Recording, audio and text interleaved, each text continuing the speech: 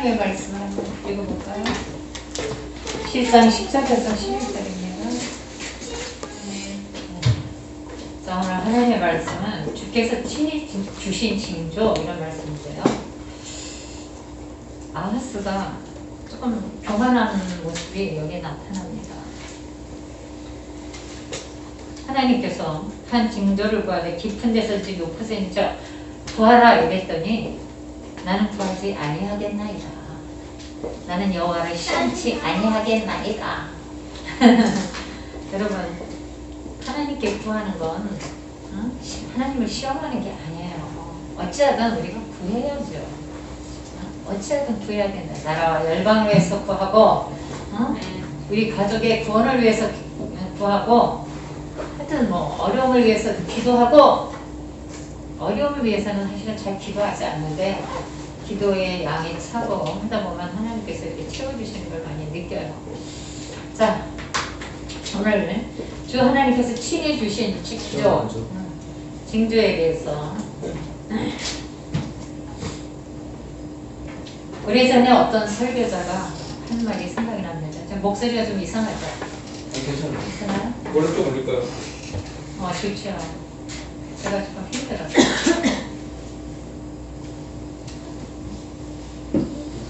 됐어요. 네.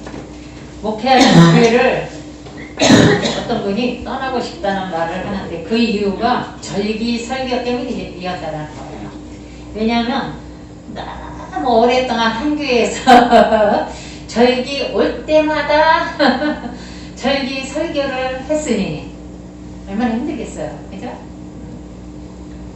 그러니까 절기만 오면 설교에 부담이 생겨서 견딜 수가 없게 되었다라고 얘기하고 있습니다. 근데 이 글을 쓴 목사님은 그 목사님의 압박 심리의 근거를 들여다봤다는 거예요. 그 입장을 이해하고 싶고 또 압박감을 해소할 대안도 사실은 좀 그랬다는 거죠. 왜냐하면 한 교회에서 몇십 년을 섬기다 보니까 설교 준비가 만만치 않았다는 거예요. 사실 저 같은 경우도 여기서 20년간 지금 설교하고 있잖아요. 여기서만 하겠어요? 순복음교회에서 됐고. 그러나 위로만의 능사가 아니고 문제는 대의를 붙들면 압박감을 능히 이겨내고 해소할 수 있다는 것입니다. 대의가 뭐냐? 사실 저도 어저께만큼 설교를 준비하는 것이 어려웠던 적도 없어요. 요새 글씨 보면 날아가요. 근데 어제는 완전히 확실히 글씨가 사람의 마음, 또 건강 상태 이런 거 굉장히 이렇게 자기 하는 거 알 것 같더라고요. 막 해야 되는데 막 몸이 안 따라주니까 했는데 막 너무너무 힘든 거예요. 자꾸 어지러워서 넘어지기도 했어요. 어저께 넘어졌어요. 네, 남편이 달려와야 되는데 달려오지도 않고. 그리고 국을 쏟았습니다. 그게 뭔가 상태가 안 좋으니까 그러는 거예요. 그리고 라면 국물을 엎었어요. 참 여러 가지 했어요. 그러니까 하는 일들은 더 많아지는 거야. 웬만하면 그냥 좀 치우고 사는데 몸이 안 따라주니까.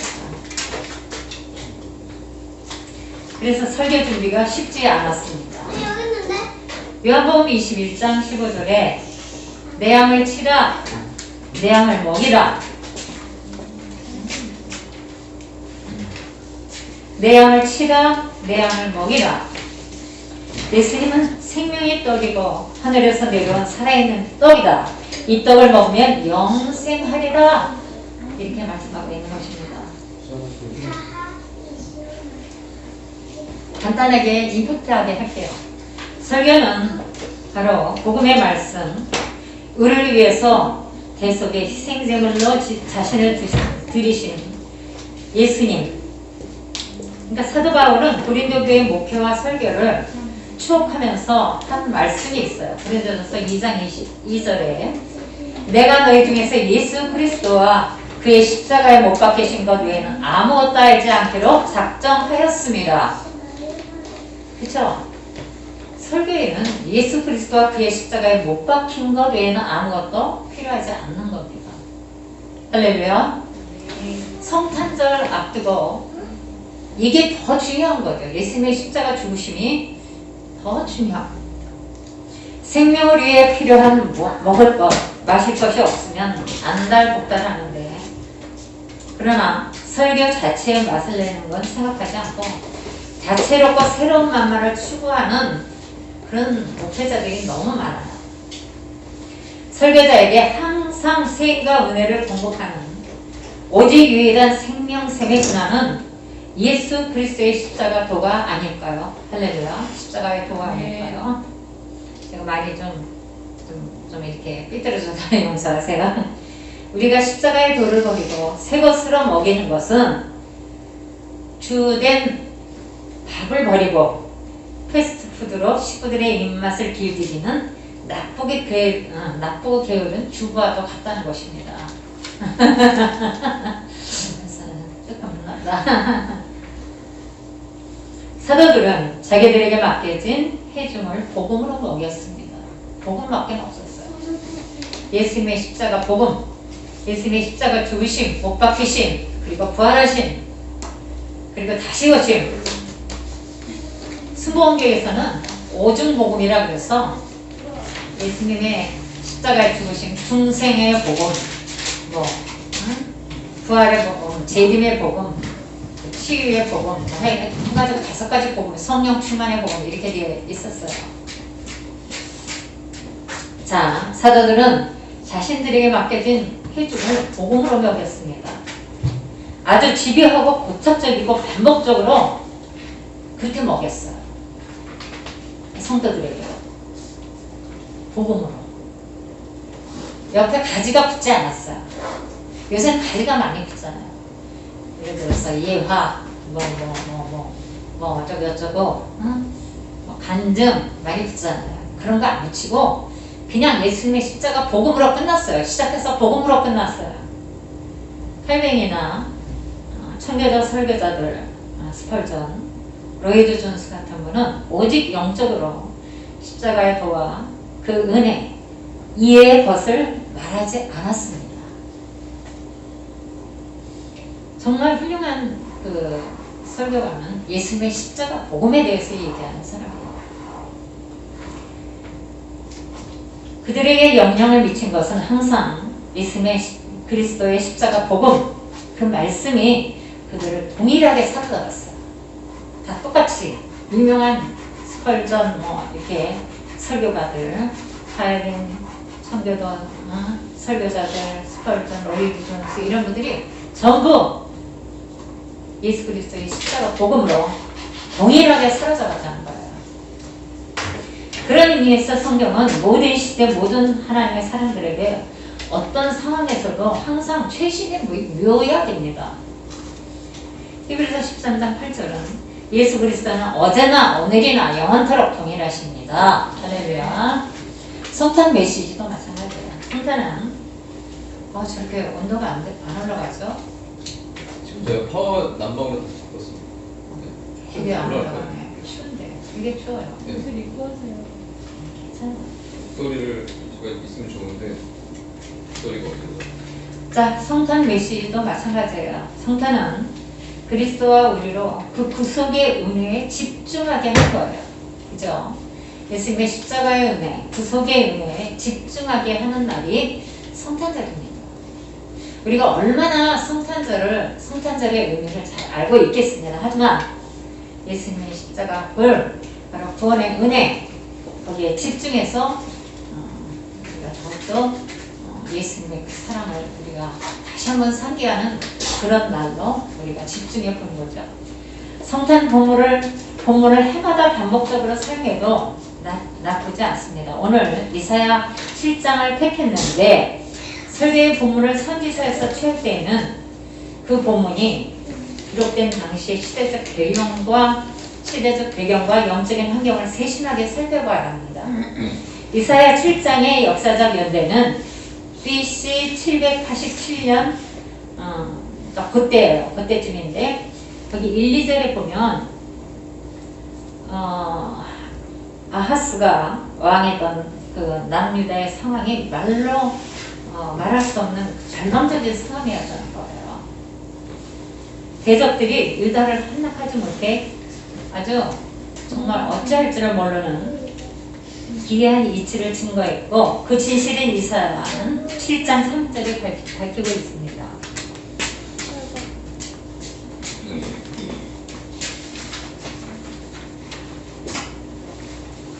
죄송해요. 자꾸 어지러워서. 하나님은 그런데 우리에게 믿음을 요구하시는 거예요. 믿음. 이사야 7장 9절을 제가 다시 한번 읽어보면 오늘 읽지 않은 부분입니다. 사실은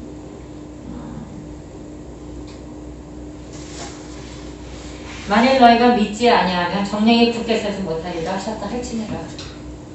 믿지 아니하면 앞으로는 믿음을 많이 요구하실 거예요. 하나님께서 믿음이 많이 요구되는 시기에 우리가 살아갈 겁니다. 이런 코로나 이런 게 아니라 이제 경제적인 어려움이 올 것이고 경제가 많이 무너져 갈 거예요. 그거를 적그리스도 체제는 이용할 겁니다. 그래서 자신들의 손 안에 넣으려고 할 거예요. 사실 빚이 없는 사람들이 어디 있겠습니까? 이 다 적그리스도 체제에 그 밑으로 들어가는 계기가 되는 거죠. 그래서 정말 뭔가 경제 활동을 할 수가 없는 거예요. 그죠? 경제 활동을 할 수가 없는. 그래서 지금 이런 어떤 어려움들은 아무것도 아닙니다. 앞으로 이런 어떤 어려운 상황 속에서 우리가 정말 하나님 앞에 드려야 할 것은 믿음이라는 거예요. 할머니 이거요. 응. 할머니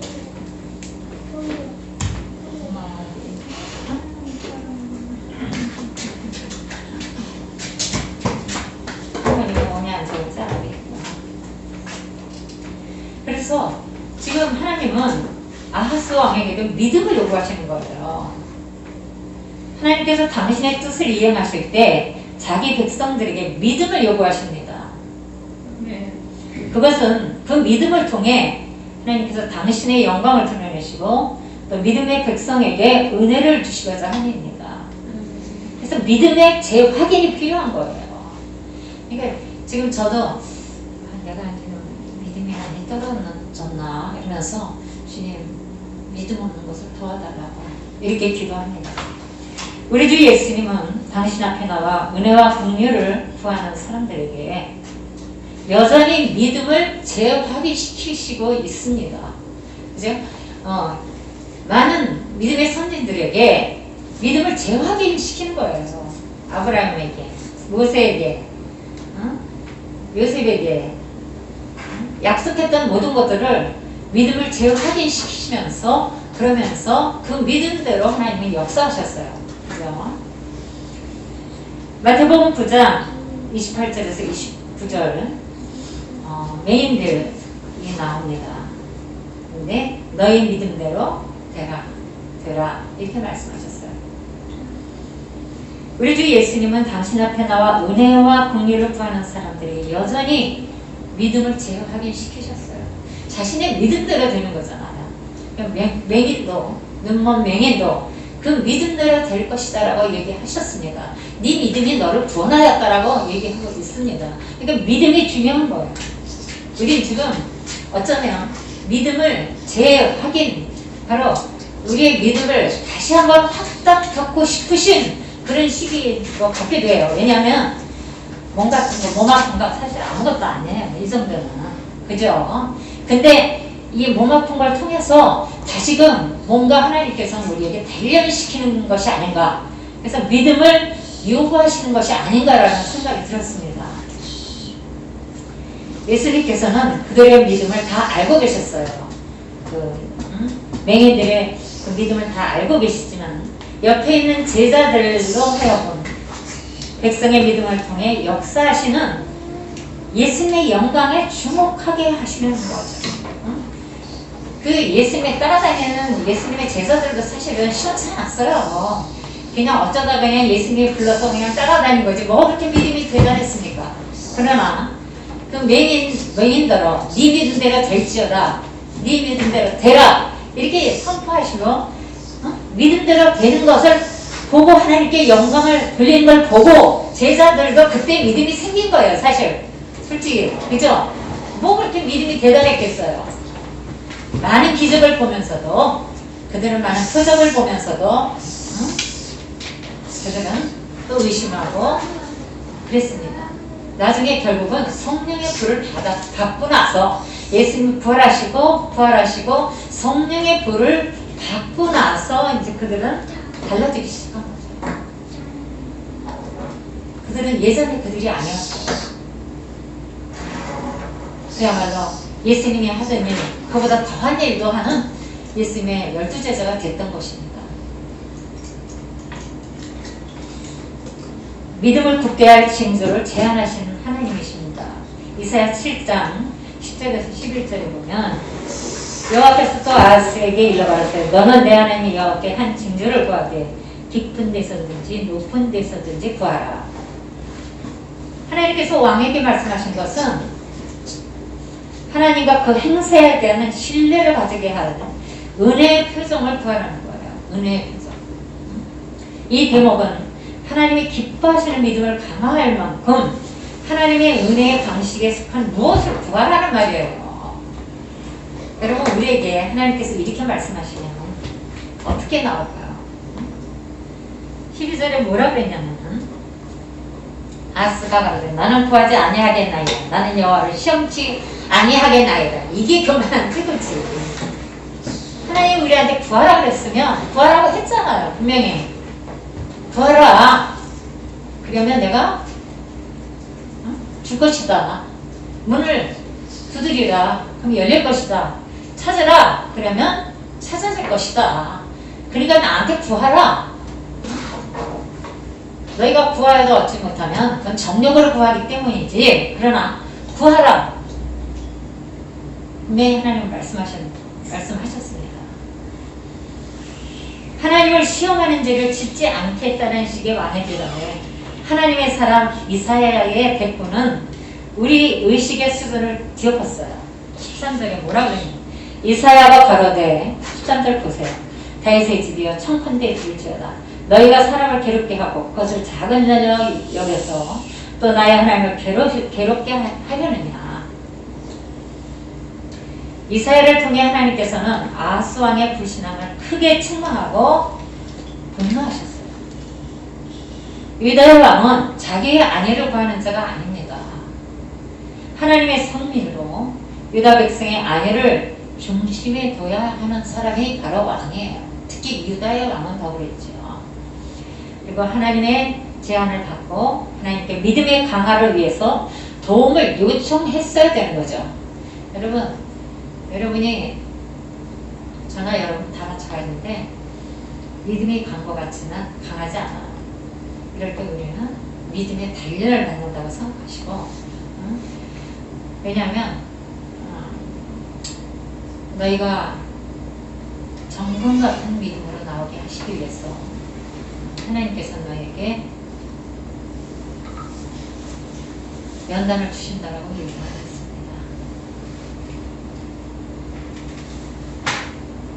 하나님의 성민으로 유다 백성의 아내를 중심에 먼저 둬야 되는 거죠. 그리고 하나님의 제안을 받고 하나님께 믿음의 강화를 위해 도움을 요청해야 되는 거였습니다. 그 하나님의 제안은 다윗의 집으로서 유다의 존재 의미에 대한 그 의식을 전제로 하는 말씀이었는데 이게 누굽니까? 아하스 왕은 그런 개념조차 없었던 거죠.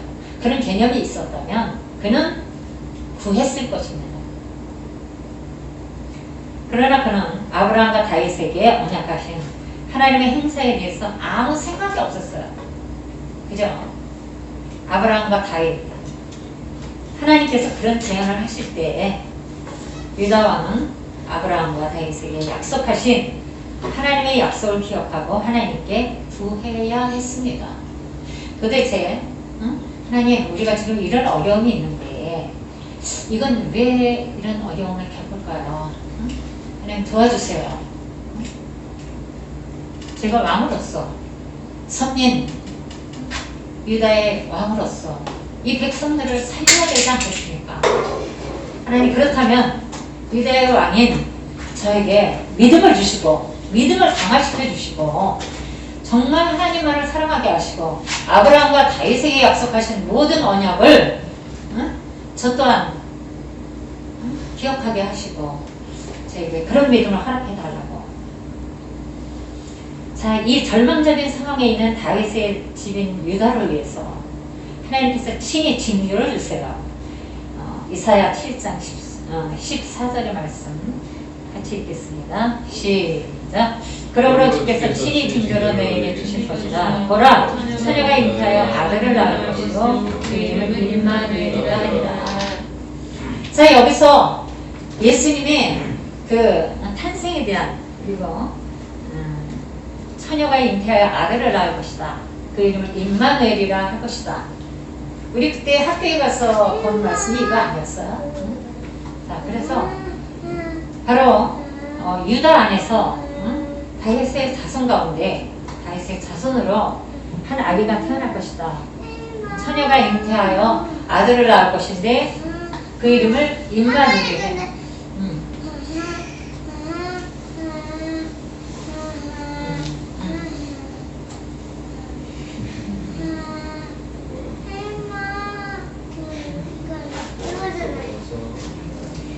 우리는 이 시대에 주님께서 이 징조 자체를 주목하면 매우 혼란스러워집니다. 앞뒤 문맥만 주목하면 주님께서 친히 제가 좀 추워서 이렇게 떨고 있는 것 같아. 그러니까 주님께서 친히 아하스 앞에 주신 그 징조의 논리적 연결고리를 찾기가 굉장히 곤란합니다. 사실 뚝 떨어져서 갑자기 사들이 보면 주께서 친히 징조로 너에게 주실 것이다. 보라, 처녀가 잉태하여 아들을 낳을 것이다. 목도리만 하나 주세요. 세상에 추워서 자꾸 덜덜 떨고 좀 이거 어머, 왜 그랬어?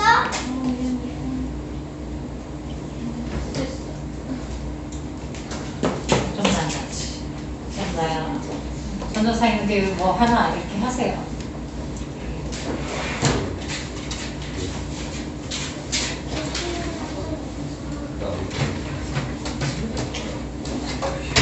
저기 코트 입으세요.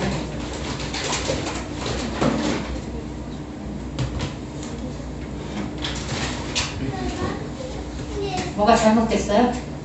소리 패널 하셔도 자, 아하스가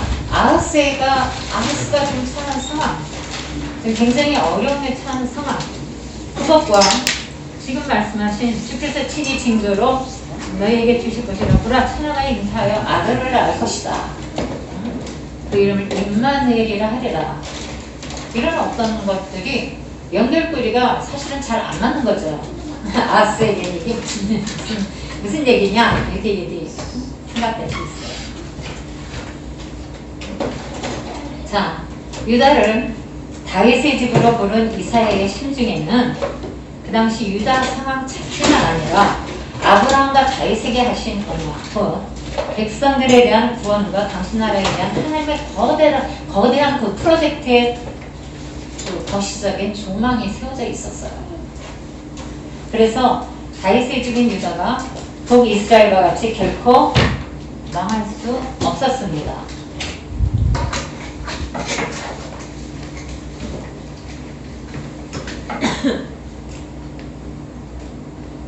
그 말씀을 유다 상황 속에서만 놓고 보면 혼란해 보이고 의미도 작아져요. 하지만 사람으로는 불가능한 일을 계획하시고 이루시는 하나님의 안위 속에 유다가 있었습니다.